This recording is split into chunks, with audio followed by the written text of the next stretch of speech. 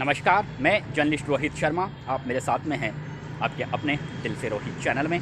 आज मैं राजस्थान से संबंधित एक बहुत बड़ी जानकारी आपके साथ में शेयर करने जा रहा हूं। राजस्थान की राजनीति में हलचलें काफ़ी तेज़ हो गई है। भारतीय जनता पार्टी में आज शाम तक जो विधायक दल की बैठक हो रही है, उसमें राजस्थान में शासन की बागडोर किस नेता के हाथों में जाएगी, ये करीब करीब तय हो जाएगा। लेकिन ये भी करीब करीब तय है कि राजस्थान में वसुंधरा राजे के हाथों में शासन की बागडोर अब नहीं दी जा रही है। एक तरीके से वसुंधरा राजे युग का समापन हो चुका है। जिस तरह से मध्य प्रदेश में शिवराज सिंह चौहान और छत्तीसगढ़ में रमन सिंह के युग का समापन हुआ है, ठीक उसी तरह से राजस्थान में भी वसुंधरा राजे की विदाई करीब करीब तय हो गई है। और अब सवाल यहाँ पर यही आकर खड़ा हो गया है कि 2003 में वसुंधरा राजे की अगुवाई में जब विधानसभा चुनाव लड़ा गया था, तो राजस्थान प्रदेश के इकाई के गठन के बाद वसुंधरा राजे की ही एक ऐसी नेता थी जिनकी अगुवाई में जब चुनाव लड़ा गया तो राजस्थान में भारतीय जनता पार्टी को पूर्ण बहुमत मिला। हालांकि इससे पहले भैरू सिंह शेखावत जो 3 बार राजस्थान के शासन की बागडोर अपने हाथ में ले चुके थे,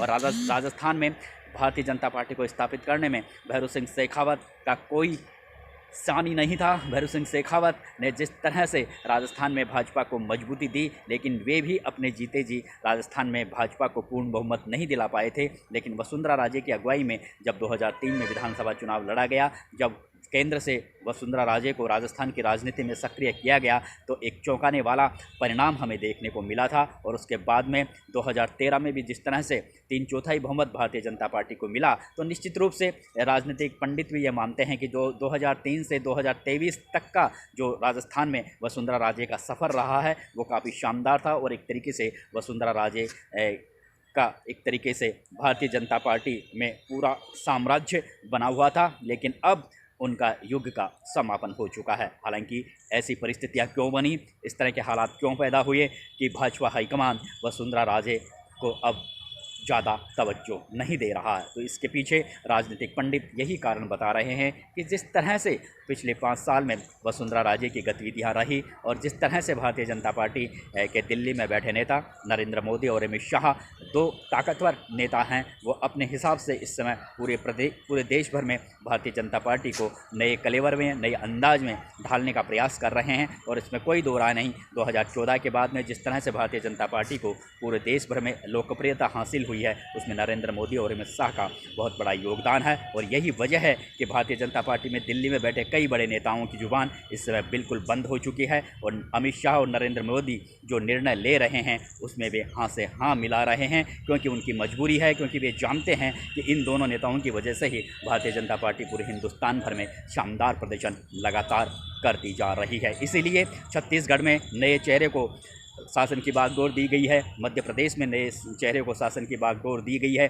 आगामी 35-40 साल में भारतीय जनता पार्टी तमाम स्टेटों में एक तरीके से एक छत्र राज कायम हो, भारतीय जनता पार्टी मजबूती के साथ लगातार आगे बढ़ती रहे। इसलिए तमाम तरह के निर्णय अब नए नए कलेवर, नए नए विचार और नए नए प्रयोगों के माध्यम से नरेंद्र मोदी और अमित शाह भारतीय जनता पार्टी को गति दे रहे हैं। और शायद यही वजह रही कि वसुंधरा राजे हालांकि 5 बार विधायक रह चुकी हैं, 2 बार सांसद रह चुके हैं, 2 बार राजस्थान 5 बार सांसद रह चुके हैं, 2 बार राजस्थान के शासन की बागडोर अपने हाथों में ले चुकी हैं। लेकिन अब भाजपा हाईकमान चाहता है कि राजस्थान में भी किसी नए चेहरे को शासन की बागडोर हाथ में दी जाए। और इसमें कोई दो राय नहीं, जो विधायक यानी चाहे वो राजेंद्र सिंह राठौड़ हो, सतीश पूनिया हो, चुनाव हार गए हैं, लेकिन अब वे भी मुख्यमंत्री की दौड़ में आ गए हैं। अब सवाल है यहाँ पर यह आकर खड़ा हो गया है कि वसुंधरा राजे को लेकर भाजपा हाईकमान इतनी नकारात्मक उनका व्यवहार क्यों रहा, तो इसके पीछे राजनीतिक पंडित यही कारण बता रहे हैं कि पिछले 5 साल में जिस तरह से वसुंधरा राजे की गतिविधियां रही, जिस तरह का उनका व्यवहार रहा, वो कहीं ना कहीं भाजपा हाईकमान को चुभा। क्योंकि जब सतीश पूनिया को राजस्थान में भाजपा की भागदौड़ दी गई थी, उसके बाद से ही वसुंधरा राजे के जो समर्थक नेता थे वे सतीश पूनिया को पचा नहीं पा रहे थे, लगातार बयानबाजी कर रहे थे। और वसुंधरा राजे के समर्थकों को ऐसा लग रहा था कि कहीं ना कहीं अब वसुंधरा राजे को राजस्थान की भाजपा में जानबूझकर कमज़ोर किया जा रहा है। तो वे कई दिनों तक लगातार बयानबाजी करते रहे।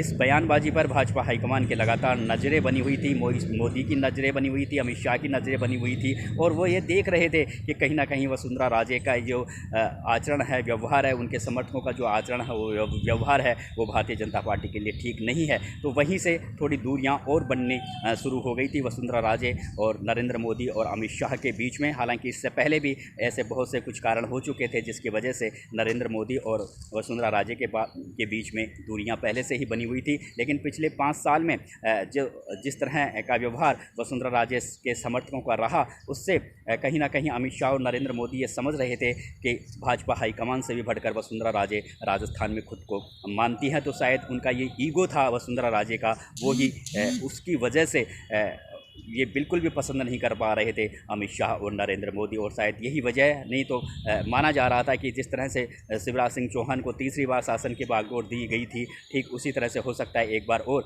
वसुंधरा राजे के हाथों में शासन की बागडोर दी जाती। लेकिन पिछले 5 साल में जो व्यवहार वसुंधरा राजे का रहा, उससे कहीं ना कहीं वसुंधरा राजे और अमित शाह नरेंद्र मोदी के बीच थोड़ी लगातार दूरियां बढ़ती रही। और शायद यही वजह है कि अब वसुंधरा राजे के हाथों में शासन की बागडोर नहीं दी जा रही। अब यहाँ पर किसी नए चेहरे को शासन की बागडोर दिए जाने की प्रबल संभावना बन गई है। अब सवाल यहाँ पर आकर ये खड़ा हो गया है कि वसुंधरा राजे को बिल्कुल इग्नोर भी नहीं किया जाएगा। हो सकता है उन्हें विधानसभा अध्यक्ष पद का ऑफर दिया जाए, हो सकता है उन्हें केंद्र की राजनीति में आने को कहा जाए कि आप आइए, सांसद बनिए, आपको केंद्र सरकार में मौका देंगे। हो सकता है उन्हें राज्यपाल की भूमिका के बारे में कहा जाए। लेकिन ये तय है कि वसुंधरा राजे को अब राजस्थान में शासन की बागडोर नहीं दी जा रही। अब किसी नए चेहरे को यहाँ पर शासन की बागडोर दी जा रही है।